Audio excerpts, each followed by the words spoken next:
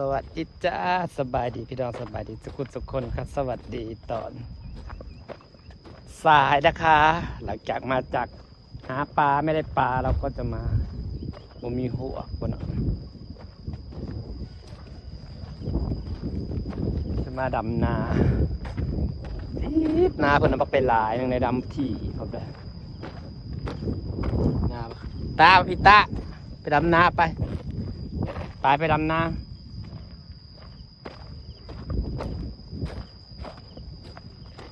นาแดนนี้เคยไทยดำ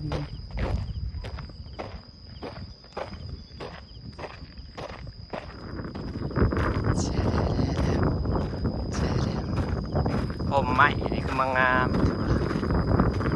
ไม่ผมใหม่ที่สุดอ๋อนี่เป็นหวานสามไห้เห็นปะดำอีกหน้าบักหลายๆนี่หอมแอมแฮปปี้ไปดูก่อนมีใครดำบ้างปี๊บเนี่ยเป็นอะไรก็มีแต่คนดำหน้าเข่าเนี่ยออกพอดีงามอีหลีหน้าเป็นหลายเด้อสุดจะใส่ซองพี่น้องเห็นก็โอ้แล้วแห้งไอ้เคยยังไม่เพิ่งน้องตีดำหน้าโอ้อยู่แจ๊บเดียวไวๆเลยโอ้ยตายเดี๋ยวว่าได้มาฮอดแล้วแหละนะพอจะมาดำหน้าซอยแล้วแหละบ่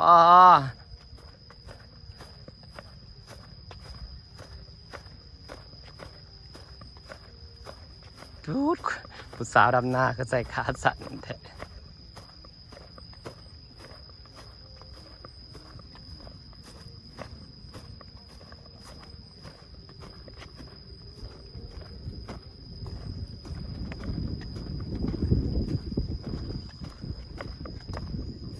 โอ้เด้อสุดดำหน้านะมันกระเล่แล้วพี่เป็นสาวแบบว่าใส่โซ่สะดือดำหน้ามันกระเล่บนแล้วแนวนี่นะตายแหละแหล่บดแหล่บดแล้วสุดดำหน้ายอมแล้วแบบนี้สุดดำหน้าลัดสาวข่อยมันกระเล่แต่ว่าโชว์สะดือโชว์ขาขาวอีก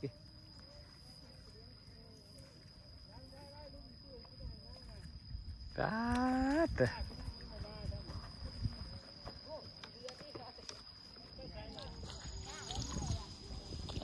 ก้าใหญ่งาม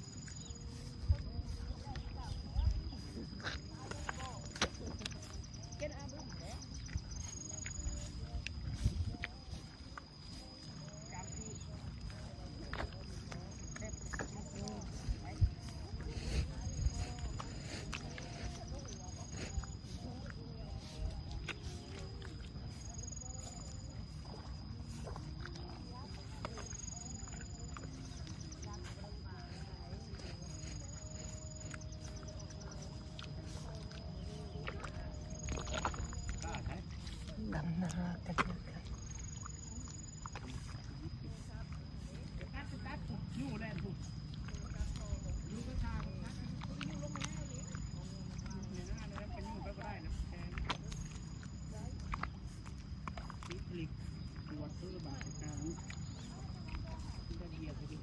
ปวด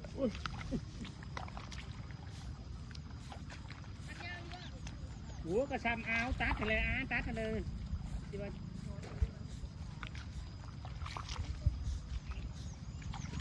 ดำมันไม่หยอดมึงจงดอนมึงไว้นะมึงเป็นคนจงมึงไปดำทางไหนหยอดมันเอากะขีดง่ายๆเอา ล้ากินง่ายหาเรื่องเอากล้ากินง่าย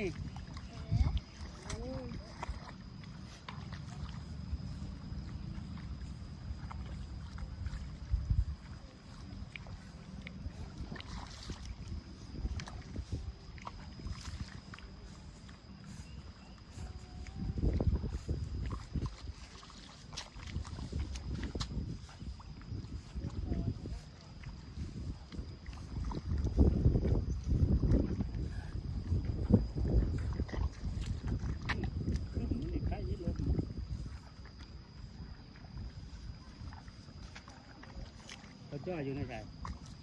หนังผม ลูกปรุง ไม่ เนี่ย ได้ให้หน้า มันริมอยู่ในหายทางพ่อเลยบอกนี่มันจะได้น้ำอยู่แต่มันแปลงมันเห็นจนน้ำกระติ่งคอพายน้ำพายน้อยลงมาแต่ว่าตะแกรง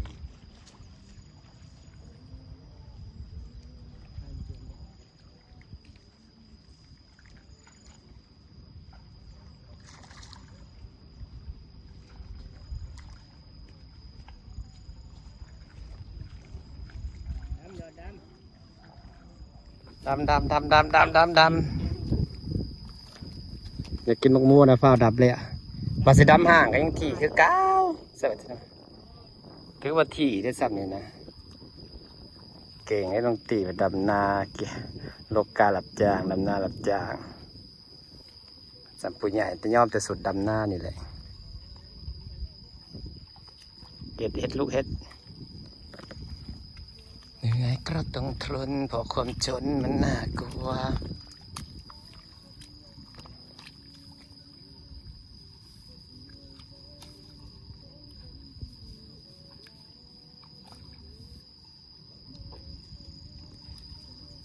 ที่มันจะเป็นชีวิตดำนากับนาให้บากไงพวกสิแล้วพวก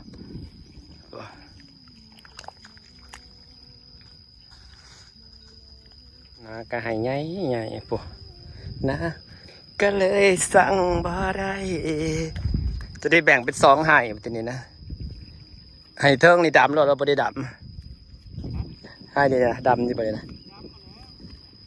ดำคือมันออกครึ่งหนึ่งดำเอาครึ่งหนึ่งดำครึ่งนี่ไปดำนาจ้าเบื้องไหนมันเขียวเป็นก้านนะบ่ใส่เสื้อแขนยาวเบื้องหน้าจะแตกสาวไปแห้งจะเป็นสาแล้วยังโหพี่จุดเขียวเบื้องลูกกระโตมันเขียวเป็นจะเป็นก้านที่เพื่อมันสีขาวให้มึงบริเวณง่ายๆเด้อขัดโบอบปิดทะเลเดือนหัวสีขาวกลับคืนมาให้เปิดจะแตกเป็นสาวแล้วก็ยังอบผิวแต่ว่าเป็นสาวขึ้นใหม่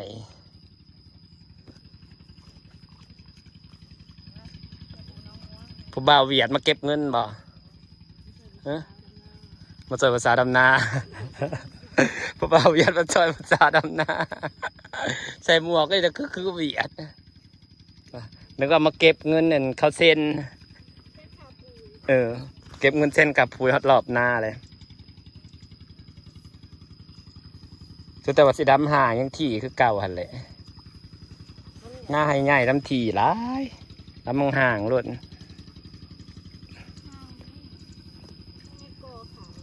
เหลืออีกให้เดียวกันแล้วจ้าพี่น้องนี่ปัดเกี่ยวแล้วจ้างรถเกี่ยวเลยแทบไม่ต้องเกี่ยวเองดอกเมื่อยเราจะเกี่ยวเองใครดอกมึงดูหน้าเขาเจ้าเขียวหมดเลยเพื่อนไปดำนาวันมีแต่โลกกาปะ1 2 3 4 5 คนโลกกาดำนาซอยเสียอย่างครับหน้าให้ใหญ่ลายจนได้ป่านเป็น2ให้โพดโพผู้ดำคนละแจจ้ะพี่น้องอมเอ็มแฮปปี้เบาปิซาเป็นต้องตีมาซอยแล้วก็2 4 6 7 คนนะคะดำจนได้ป่านไว้ ปั้นไว้มันก็คนละสั้นอยู่ดีเฮ็ดให้เดียวก็น้ำบ่ทั่ว